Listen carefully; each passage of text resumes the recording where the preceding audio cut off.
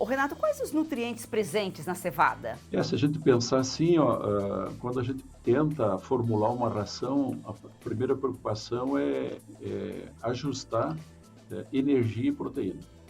Como a cevada é uma gramínea, né? E o grão da cevada, o foco principal nela é produção de energia. O Renato, a cevada ela substitui completamente outros ingredientes na alimentação ou ela serve assim como um complemento? A cevada no mundo, em torno de 70% de cevada produzida no mundo é para alimentação animal. Assista agora A Força do Agro com Joyce Maffezoli. Seja muito bem-vindo, seguidor de Oeste. Cevada, além da cerveja, ela pode ser um substituto para o milho na ração animal. Renato Fontanella é pesquisador da Embrapa Trigo. Seja muito bem-vindo, Renato. Muito obrigado. Estamos à disposição aí para tentar popularizar um pouco mais aí essa cultura muito importante, né? Não só para malteação, para cervejinha aí de todo dia, né? Mas sim também como produto para alimentação animal. Pois é, além da produção de malte, a cervejinha, como disse aqui o Renato, a cevada tem se destacado na alimentação do gado, principalmente no inverno, sendo uma alternativa cheia de nutrientes e com redução de custos. O Renato, a cevada ela substitui completamente outros ingredientes na alimentação ou ela serve assim como um complemento? Veja bem, cevada é uma das espécies trabalhadas pela Embrapa, cevada comumente trigo, né? Mas entendo Embrapa cereais de inverno. A cevada no mundo, em torno de 70% de cevada produzida no mundo é para alimentação animal, não é para fins cervejeiros, diferente do que é na nossa condição aqui, que mais de 90% da cevada produzida no mercado interno é destilado à malteria, né? Fabricação do malte, que depois é utilizado então para a indústria cervejeira. E nesse processamento do malte também tem subprodutos, né? Uma indústria, um coproduto aí que se chama, vamos pegar um resíduo úmido, né? Um coproduto úmido aí que é excelente para a alimentação animal. Mas nós temos que entender que no sul do Brasil, como nós temos uma estação fria bem definida, uma boa parte da área que é cultivada no verão com soja e milho, né, permite ser utilizada então com outros fins, outros cultivos, como o próprio trigo, que leva então, vamos dizer assim, das culturas de inverno a mais importante, né, em termos de produção para o país, mas também temos outras espécies, como o triticale, centeio, a própria aveia, né? E aí entra a possibilidade aqui como produto, então como uma espécie trabalhada aqui nas nossas condições para destinar, então, estudar alternativas, desenvolver cultivares, então, com uso para alimentação animal. Dentre as alternativas, então, os usos da cevada para alimentação animal, ela pode servir como uma gramínea, como uma aveia só para pasto, né? Ou ela ser produzida e conservada na forma de silagem, que seria a forma mais tradicional aí. E aí a clientela principal são vacas de leite, né? Então, vacas de leite são uma genética muito avançada, com potencial altíssimo de produção nas nossas condições, principalmente no sul do país. É possível produzir mais de 30 litros de leite por vaca dia, quando a média nacional é menos de 10 litros. E para atender a demanda desses animais exigentes, né, a cevada é uma que, em função da sua composição química, aí ela atende uma boa parte da nutrição como um todo do animal, da demanda, né? Então veja que nós alimentamos uma vaca de leite com basicamente 3 tipos de alimento, né? O pasto direto, né? A forragem conservada, que o mais comum é fazer silagem de milho, mas isso no mundo todo que é possível cultivar milho, então o milho é a silagem principal, ou grãos, né, que a gente fala grão aí, que são as fontes então como alimento concentrado. É impossível alimentar uma vaca de leite com uma demanda dessas, de usar o exemplo 30 litros de leite só à base de pasto. O animal, então, a céu aberto, consumindo o verde, né? E aí, como tu disseste inicialmente aí, no nosso caso aqui, o inverno não é o maior período crítico para a alimentação de gado de leite. Nós temos mais deficiência de alimento no verão, em função da competição da área cultivada, então, com soja principalmente e também com milho. E aí duas cadeias produtivas aí são muito mais especializadas, vou dizer assim, que é a produção de frango de corte, de galinhas poedeiras, né? E suínos, né? E aí sim a ração seca, ração animal, os animais são confinados, né? Vaca nós temos uma boa banha, eu diria mais banha, grandes ainda são alimentados em sistemas a pasto ou semi-confinados, né? Eu diria pasto com suplementação, daí o grão da cevada é um dos componentes, um dos substitutos aí do grão de milho, né? Então, eu diria assim, ó, a gente usa grãos aí de inverno, mesmo o milho como fonte de energia e a torta de soja, então que seria um coproduto daí da soja, né, que ela é industrializada aí, do qual o óleo aí é um componente importante, né? A torta de soja serve então para alimentação animal, novamente para suínos, para aves e também para gado de leite, vamos pegar no primeiro momento, embora a gente pode pensar assim que há emprego, existe possibilidade de intensificar também confinamento de bovinos de corte. Veja só, o Renato falou que lá fora 70% da produção de cevada é destinada à ração animal, enquanto no Brasil 90% é para malteria, né, para cerveja, e ainda assim não produz o suficiente, né, Renato? Mas a gente já vai falar mais sobre isso daqui a pouquinho. Renato, quais os nutrientes presentes na cevada? Se a gente pensar assim, ó, quando a gente tenta formular uma ração, a primeira preocupação é ajustar energia e proteína. Como a cevada é uma gramínea, né? E o grão da cevada, o foco principal nela é produção de energia. Mas veja bem assim, quando a gente sempre vai estar relacionando com o milho, né? Embora o milho seja produzido de verão, ele é o principal ingrediente para a fábrica de rações, aí, de suínos, de aves e para gado de leite. Então, quando a gente usa assim o inverno, se é possível fazer uma segunda e até uma terceira safra, nós vamos falar aí, esse grão aí pode ser direcionado e até variedades específicas para substituir parcialmente o milho, né? Com a vantagem desses cereais de inverno, e principalmente da cevada, é ter alto teor de proteína, podendo ter o dobro, por exemplo, da proteína é, é, do milho convencional aí, que eu disse que é a fonte de energia principal, né? Eu diria assim, ó, em resumo assim, ó, os cereais de inverno e a cevada, elas têm assim uns 10% menos energia lá no grão do que o milho, mas pode ter até o dobro do teor de proteína que tem no milho. Então, a partir do momento que a gente direciona ou substitui parcialmente o milho na composição de ração, nós vamos estar economizando na torta de soja, que muitas vezes é o componente de custo maior. Depois tem uma série de considerações a ser feitas, por exemplo, com relação à concentração de proteína, a digestibilidade, o teor de fibra, né? Minerais e chegar até o pente fino lá de aminoácidos, por exemplo, na constituição dessas rações. Então, é bem mais complexo, né? Então, a gente vai concentrar mais os destaques aí no macro, que é energia e proteína. Cevada, ela tem os mesmos benefícios na alimentação aí do gado, por exemplo, dos suínos, que esses outros grãos de inverno que você já citou aqui no início? Veja bem, a cevada ela é uma das espécies de inverno que nós mais evoluímos em termos de potencial produtivo de grãos, né? Então, é muito comum, se a gente pensar, por exemplo, uma boa safra de inverno, em termos médios, aí, 3 toneladas por hectare de grãos, a cevada eu posso facilmente produzir 5 toneladas por hectare, né? É uma planta então, que evoluiu mais em termos de relação grãos em relação à biomassa.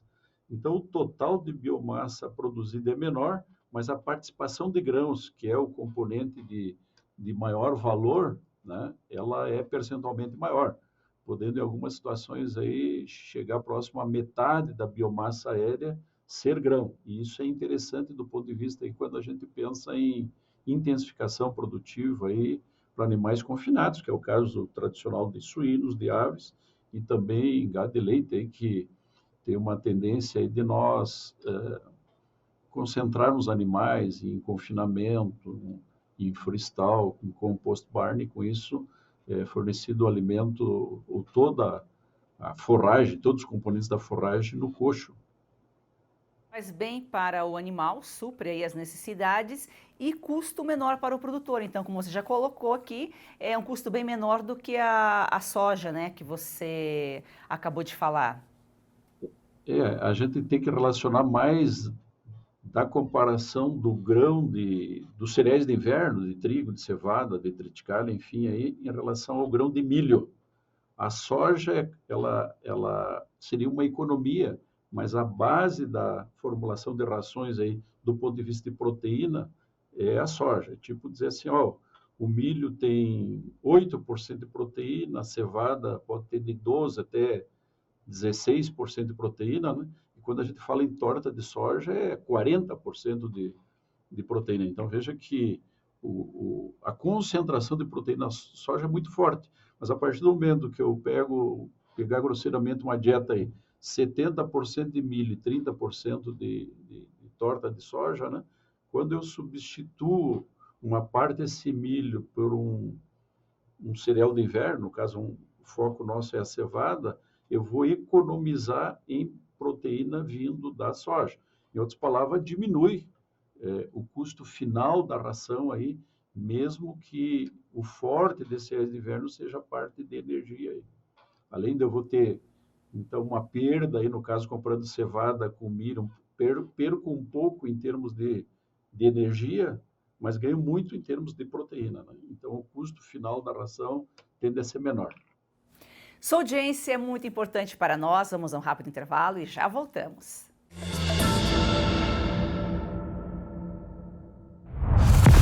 Quem mora no Brasil tem a sensação de que existem dois países distintos com o mesmo nome. Um é o dos discursos do governo e das reportagens divulgadas pela maior parte da imprensa.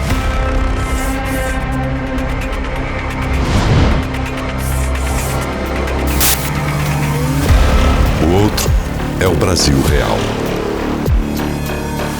Como as notícias chegariam até você se a Oeste não existisse? Oeste, independente, essencial. O Brasil real está aqui. Heloísa, quando vem para a escola, é uma alegria. Quando a criança ela resplandece nela esse desejo de ir longe no estudo, é porque o apoio pedagógico da escola é muito bom. Hoje eu sonho e sei que pode virar realidade. A Escola Professora Olindina Roriz Dantas é um projeto criado pela Agrodan, a maior produtora e exportadora de mangas do Brasil. Doce, sem fiapos, muito valorizada na Europa, está na hora de o brasileiro conhecer essa delícia. Kate, a manga para comer de colher. Da Agrodan para você, qualidade e sabor inigualáveis. Compre Kate, a manga para comer de colher e ajude uma criança. É o agro transformando vidas.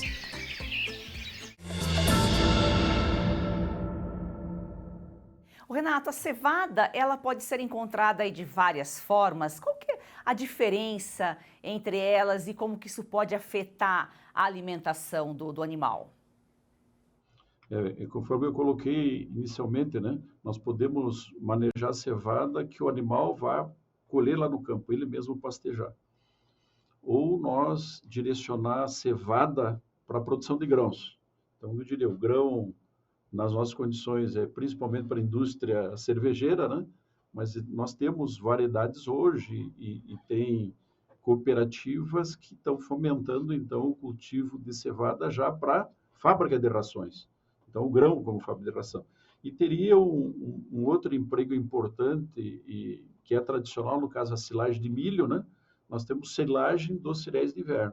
E aí também, novamente, um fomento, uma consolidação aí da retomada, o uso da cevada na forma de silagem, que é um alimento conservado, né? Como eu armazenar, então, uma planta que não chegou até o fim do ciclo lá para a produção de grãos, né?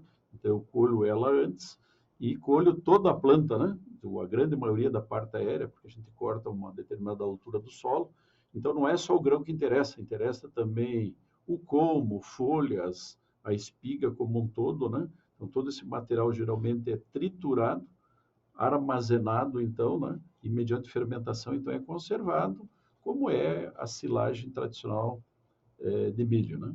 Só que, como eu falei anteriormente, aí, nós temos cerca de uma boa parte da área cultivada de verão não é utilizada no inverno para produção econômica, né? Nós precisamos utilizar cobertura do solo, que tem importante função aí em termos de conservação do nosso, vamos pensar assim, nosso principal ativo, que é o solo propriamente dito, em termos de conservar, manter o solo coberto, como sustentação para o sistema plantio direto, né? Mas geralmente isso não gera renda direta. Então, como é que nós geramos renda? Através de produção de grão. Então, vou produzir, no caso aqui do Rio Grande do Sul, soja, milho e arroz no verão, né? Soja disparada a principal, milho e arroz, né? E no inverno eu cultivo menos de 20% da área com essas culturas para produção de grão, seja trigo, cevada, triticale, aveia para grão, né? Então eu tenho uma grande oportunidade de produzir alimentos aí.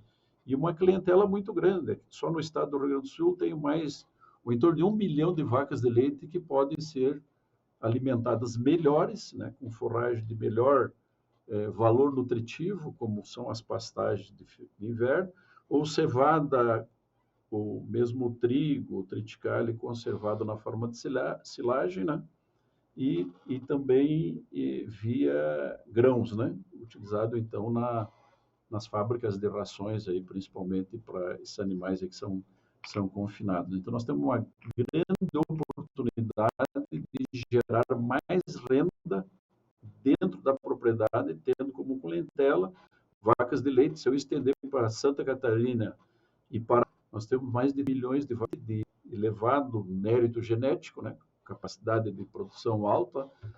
Para ter uma ideia, nós não estamos produzindo nem metade do potencial da genética que nós temos. Então, significa que nós estamos falhando em termos de quantidade de biomassa e também de valor nutritivo. Aquilo que a gente, de uma maneira geral, fala em termos de qualidade do alimento, para aproximar do potencial genético dessas vacas de leite aí. Então, é tipo dizer para vocês, nós podemos produzir mais de 30 litros de leite por vaca dia, eu tenho genética, tenho para isso, produzindo 15, falando no sul do país, na região sul, que tem um clima mais favorável, tem uma genética mais especializada para a produção de leite, né? Quando a gente compara com o Brasil, aí nós poderemos produzir 3 vezes mais do que estamos produzindo com o mesmo número de animais. Mas por que, Renato? O que está faltando para atingir esse potencial aí? Exatamente, aí aproveitar melhor esse ambiente produtivo, né? Então nós evoluímos. Eu, por exemplo, aí sou do tempo que nós produzimos em média 7, 8 litros de leite, ou menos de 10 litros de leite por vaca dia.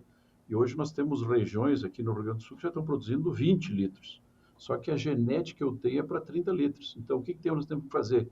Olha, planejar melhor, né? Fazer um planejamento melhor em termos quantitativos, né? Vaca come, às vezes eu brinco, vaca come como vaca, come muito, né? Então uma vaca, por exemplo, come 3% do seu peso vivo, mas em termos de massa seca. É tipo nós, no meu caso, eu tenho 100 quilos, eu comer 3 quilos de alimento seco por dia, não é alimento úmido, né? Se for alimento úmido, é da ordem de 10 a 12% do peso dos animais. Então, eles comem muito, tá certo? E nós erramos, né? No fornecer, no permitir que as vacas, então, consumam, né? E mais importante consumir essa quantidade é que dentro dessa quantidade tem os nutrientes para atender a demanda lá, seja de manutenção da vaca, né? Manter peso, ganhar alguma reserva corporal, manter uma gestação, né? E torcer que seja fêmea, né? Vaca de leite quem produz leite é a fêmea, então torcer para que produza uma boa terneira e produza muito leite, né? Que é o objeto principal, aí, a fonte principal de renda do produtor. Ou seja, o conhecimento precisa ser colocado em prática e essa informação precisa chegar ao produtor. Ele não faz esse planejamento muitas vezes por falta de informação. Nós vamos a um rápido intervalo e já voltamos. Olá pessoal, olha só, não é normal sentir dor, então por isso eu gosto sempre de falar do Ora Pronobis super concentrado da Vita e Gold e temos um depoimento. Eu tenho uma vida muito corrida. Do cinema para o teatro, dos shows para os estúdios. Algum tempo atrás comecei a me sentir muito cansada. Primeiro achei que era só um mal-estar, depois vieram dores nas costas, nos braços, nas pernas. Eu estava assistindo televisão e um comercial me chamou a atenção. Era sobre um produto 100% natural. Passei a tomar o Ora Pronobis da Vita Gold antes das refeições. Logo nos primeiros dias eu senti diferença. Aquele peso nas pernas, nos braços, foi aliviando totalmente. Viu só? E não é só a vida da Lucinha que melhorou. Você que sofre com dores crônicas no corpo, tem artrite, artrose, reumatismo, fibromialgia, inflamação, desgaste nas articulações, é a famosa dor nas juntas, né? Você também pode melhorar com o suplemento Ora Pronobis super concentrado da Vita Gold. É isso mesmo, Silvio. É porque o Ora Pronobis, além de combater essas dores crônicas, aí distribuídas pelo seu corpo em poucos dias, ele auxilia combate diabetes, pressão alta, no controle do colesterol e ainda é aprovado pela Anvisa. Não tem contraindicação, é super concentrado e tem origem garantida da sua matéria-prima. Tudo controlado desde a mudinha que é plantada, por isso que funciona de verdade. E você pode tomar na forma de cápsulas ou na forma em pó, você que decide. O importante é tomar a decisão de acabar com essas dores crônicas no corpo, aproveitar a vida. E a gente trouxe algo novo para o público do Oeste, viu, Silvio? Além do desconto, que já é super diferenciado, você ligou agora, 0800 101 1800, 70% de desconto garantido para você. Mas a gente vai te presentear ou com colágeno tipo 2, que auxilia nas suas articulações, ou a câmera Wi-Fi, que é a grande novidade, para você monitorar o que você quiser. Eu tenho uma dessa. Tem que ligar agora. Olha, maravilhosa, não é? Muito. Aproveita você também. 0800 101 1800. Renato, o que é utilizado na alimentação animal? É o bagaço da cevada ou resíduos de cervejaria? É feito um reaproveitamento ou é uma cevada destinada? Porque você também já falou que tem aquela opção de o próprio gado pastar, buscar, né, na pastagem. E tem essa outra forma de reaproveitar as sobras, por exemplo, o resíduo do que é feito na cervejaria? Exatamente. Veja bem, a Embrapa Trigo está numa cidade chamada Passo Fundo, que é no norte do Rio Grande do Sul. A produção de leite aqui no município começou a se intensificar graças a uma indústria cervejeira aqui. Num primeiro momento, esse resíduo, esse mosto, esse bagaço, vamos dizer, não tinha valor comercial nenhum, né? O produtor ia buscar sem custo, porque a indústria tem que acumular aquilo, tem que eliminar o resíduo orgânico, fermenta, daí um pouquinho apodrece, né? Então, o fato do produtor ir lá buscar, ele viu uma oportunidade de intensificar, aumentar a produção de leite. Só que chegou um ponto que tinha mais procuradores lá, mais demandadores desse produto, que era, no primeiro momento, sem custo, né? Daí começou a ter custo, né? Eu estou tendo aqui, além de você retirar do meu pátio esse resíduo, na época a gente chama, né? Começou a ser valorizado. Então, essa é uma das fontes, né? Então, a indústria cervejeira, né, produz lá o malte, que vai ser usado para cerveja, e tem como subproduto, então, esse resíduo aí, né, esse bagaço de cevada aí, né? Um alimento úmido aí que é levado para a propriedade. Para ter uma ideia, em torno de 75% daquilo ali, eu falo em úmido, né? 75% é água. Então, tem que ser... vamos dizer, a fazenda de leite tem que estar próximo da indústria, né? Senão é custo muito elevado para levar. E aí eu digo assim, eu planto como qualquer outra cultura, né? Soja, milho, eu planto lá a semente, a planta vai desenvolver, eu posso utilizar ela para pastejo, tá certo? Mas aí nós temos a competição de outras espécies mais rústicas, assim, para utilizar em pastejo, né?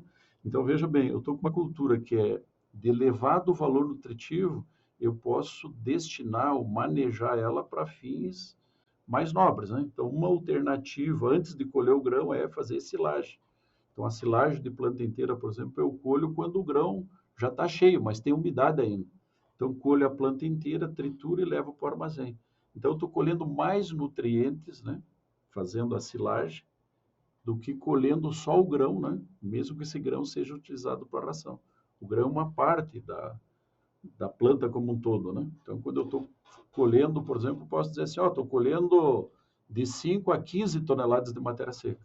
Se eu colher só grão, vamos dizer que eu estou colhendo só 5 toneladas. Então, posso estar colhendo o dobro, 3 vezes mais de volume de nutrientes, né?